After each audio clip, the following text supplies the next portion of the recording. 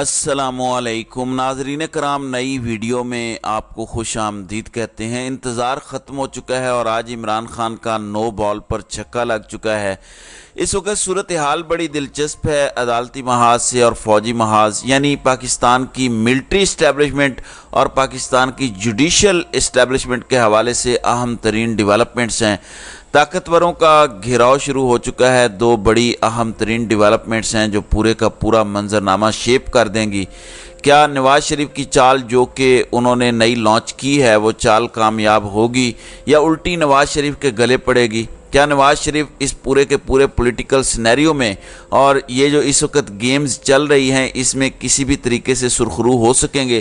کیونکہ وہ تو یہی کہہ رہے ہیں کہ ہم نے تو سرخرو ہونا ہے۔ میں سمجھتا ہوں کہ اب سیاسی سطح پر ایک بہت بڑا جوا میاں نواز شریف کھیل چکے ہیں۔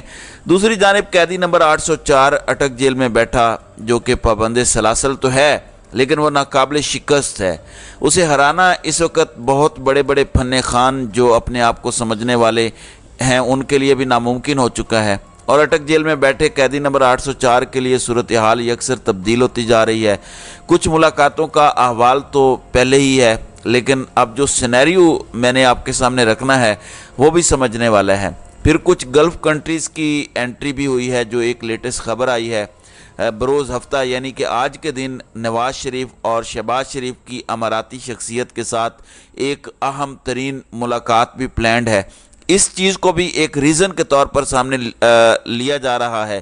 ایک وجہ بتائی جا رہی ہے کہ شاید نواز شریف اس لیے بھی آئے ہیں، لیکن اصل وجہ آپ سب کو پتہ ہے کہ کیا ہے۔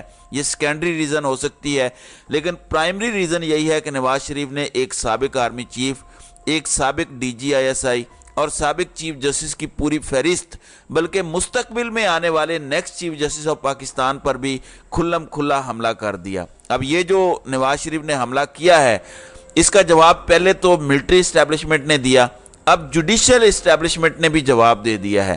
یعنی جوڈیشری نے بھی نواز شریف کو ایک بڑا واضح، بڑا کلیئر میسج، ایک آئی اوپنر دیا ہے، اور نواز شریف کو اب لگ سمجھ گئی ہے۔ تو ناظرین اکرام، کچھ دیگر ڈیولپمنٹس بھی ہیں جو میں آپ کے سامنے رکھ دیتا ہوں۔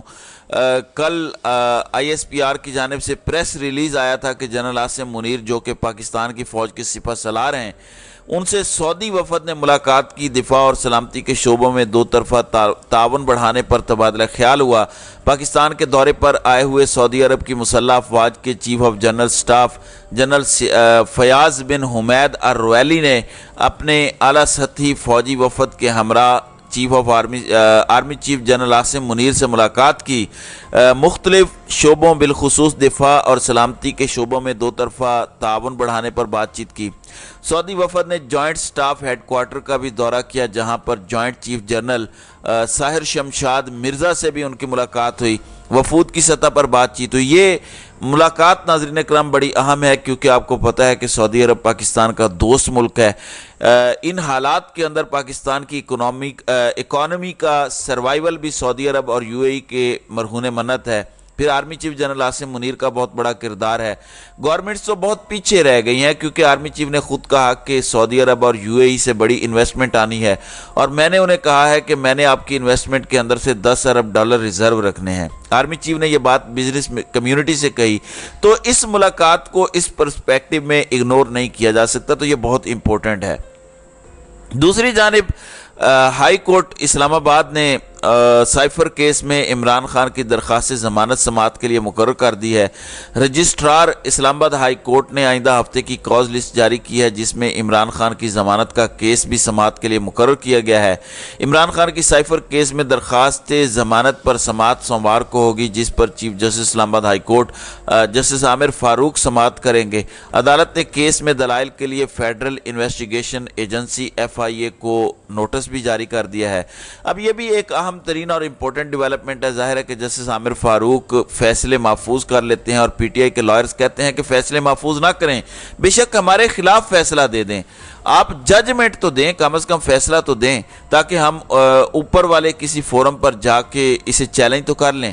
لیکن اب بہت سے معاملات کے اندر پی ٹی آئی کے فیصلے محفوظ ہونا شروع ہو گئے ہیں۔ پہلے ڈیلیز کے ساتھ کیسز سنے جاتے ہیں، ایک چیز بڑی واضح ہے کہ پی ٹی آئی کے وفد کی جو ملاقات ہوئی محمد علی درانی سے صدر مملکت کی بھی ہوئی، اس میں اسد کیسر بھی تھے، رؤف حسن بھی تھے، اور 2 عمران خان کی لیگل ٹیم کے ارکان اس میٹنگ میں تھے، قانونی ٹیم کے، اور ان کا ہونا ضروری بھی تھا کیونکہ عمران خان سے جیل میں آپ کو پتہ ہے کہ صرف قانونی ٹیم کے لوگوں کو ملنے کی اجازت ہے، تو عمران خان کو بھی ان میٹنگز کے حوالے سے لوپ میں رکھنا ضروری ہے۔ تو یہ سب کچھ ہو رہا ہے۔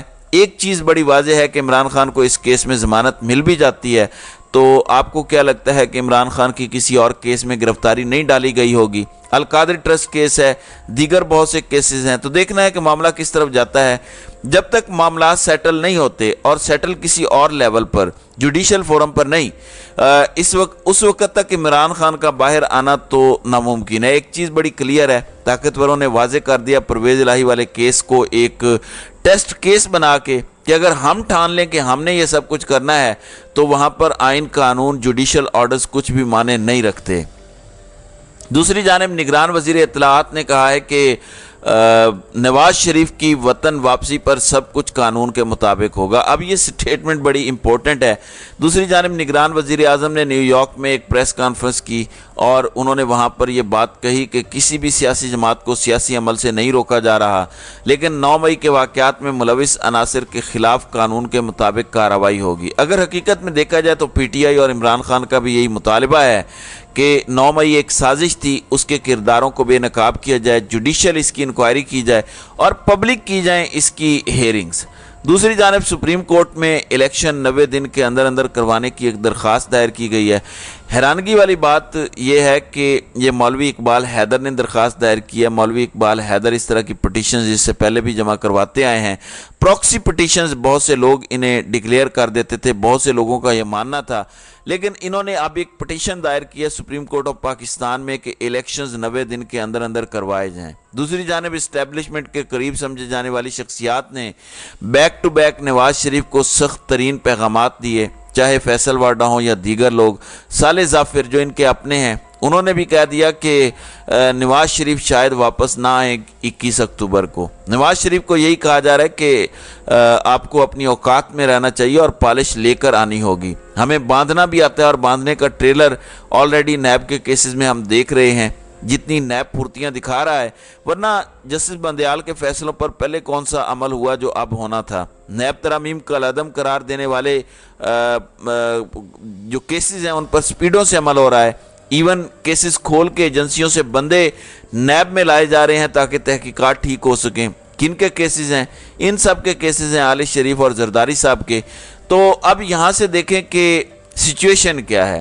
فیصل وارڈا مستقبل کا نقشہ دے چکے ہیں کہ نواز شریف نے جیل واپس جانا ہے اور اس میں نگران بھی کچھ نہیں کر پا رہے۔ زرداری صاحب نے کہا کہ ہم نے تو محسن نقوی کو اپنا بچہ سمجھا تھا، لیکن اب وہ ہمارا خیال نہ کرے تو ہم کیا کریں؟ اب نواز شریف کے حوالے سے کہا جا رہا ہے کہ وہ اپنی بات پر ڈٹیں گے اور طاقتوروں کو اسی طریقے سے پریشر میں لائیں گے، لیکن 2 بڑی اہم ڈیولپمنٹس ہوئی ہیں۔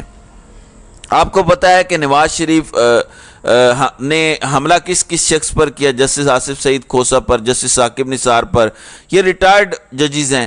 جنرل فیض حمید پر۔ جنرل فیض حمید تو ویسے بھی مندر کا گھنٹا انہیں بنا دیا گیا ہے، جو مرضی آئے بات کرے اور چلا جائے۔ جنرل باجوہ کو بھی نشان عبرت بنانے کی یہ بات کرتے ہیں۔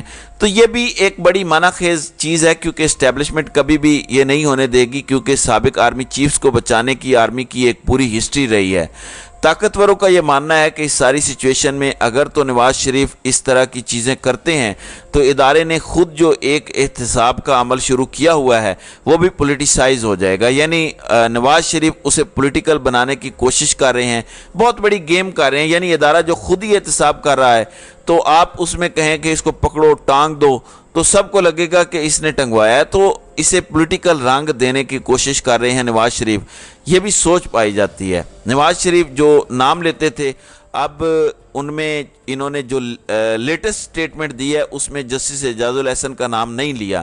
پہلے ناموں میں یہ نام شامل تھا، لیکن اب جو نام نواز شریف اپنی زبان پر لا رہے ہیں اس میں جسٹس اعجاز الاحسن کا نام نہیں ہے. یہ ایک ڈیولپمنٹ ہے. اچھا، طاقتوروں کے لوگوں کا، ملٹری اسٹیبلشمنٹ کے لوگوں کا نام لیا نواز شریف نے، انہیں کلیئر میسج پہنچ گیا. آج جوڈیشل اسٹیبلشمنٹ میں جو لوگ بیٹھے ہیں، 3 ججز ٹاپ کے ہیں جن کی مشاورت سے قاضی صاحب سب کچھ چلا رہے ہیں. قاضی فائز عیسیٰ ہیں، سردار طارق مسعود ہیں اور جسٹس اعجاز الاحسن ہیں. جسٹس اعجاز الاحسن کو بندیال صاحب کا ہم خیال سمجھا جاتا ہے، جبکہ سردار طارق مسعود کو قاضی صاحب کے ساتھ سمجھا جاتا ہے کہ قاضی صاحب اور سردار صاحب ایسے ہیں، اور جسٹس اعجاز الاحسن از دا اوڈ ون آؤٹ. تو یہ ایک تاثر بنایا جاتا ہے. اب سابق چیف جسٹس عمر عطا بندیال اور جسٹس اعجاز الاحسن کو مستقبل کے چیف جسٹس یعنی کہ فارمر چیف جسٹس کو اور کمنگ چیف جسٹس دونوں، انہیں مس کنڈکٹ شکایات میں آج سپریم کورٹ آف پاکستان سے کلین چٹ دے دی گئی ہے. جسٹس سردار طارق مسعود نے 2 ججز کے خلاف مس کنڈکٹ کی شکایات کو بے بنیاد قرار دے دیا. سابق chief justice of Pakistan justice Umar Ata Bandial اور مستقبل کے chief justice justice Ijaz ul Ahsan کے خلاف مس کنڈکٹ کی شکایات سپریم جوڈیشل کونسل میں دائر تھیں. دونوں ججز کے خلاف شکایات عام شہریوں نے دائر کر رکھی تھیں. جسٹس سردار طارق مسعود نے دونوں شکایات پر اپنی قانونی رائے دے دی ہے اور کہا ہے کہ یہ شکایات بے بنیاد ہیں. تو مس کنڈکٹ کے معاملے پر جسٹس عمر عطا بندیال اپنے سابق چیف جسٹس جن سے ان کی کوئی خاص بن نہیں رہی تھی اور اپنے آنے والے چیف جسٹس دونوں کو کلین چٹ دے دی ہے جوڈیشل اسٹیبلشمنٹ نے. آئی پرسنلی تھنک کہ یہ ایک بہت بڑی آپ کہہ سکتے ہیں کہ پیش رفت ہے. ظاہر ہے ایک اب اسٹیبلشمنٹ کے لیے بھی عمران خان کی اہمیت اس سب کے اندر بڑھ جاتی ہے. آنے والے دنوں میں دیکھنا یہ ہے کہ نواز شریف پاؤں پڑتے ہیں یا پھر لڑائی کرتے ہیں، یہ تو آنے والا وقت بتا سکتا ہے. لیکن ابھی تک کی سچویشن بڑی انٹرسٹنگ اور بہت ہی معنی خیز ہو چکی ہیں. تو ناظرین کرام، آپ کی اس ویڈیو کے حوالے سے کیا رائے ہے؟ آپ اپنی رائے کا اظہار کامنٹ سیکشن میں ضرور کیجیے گا.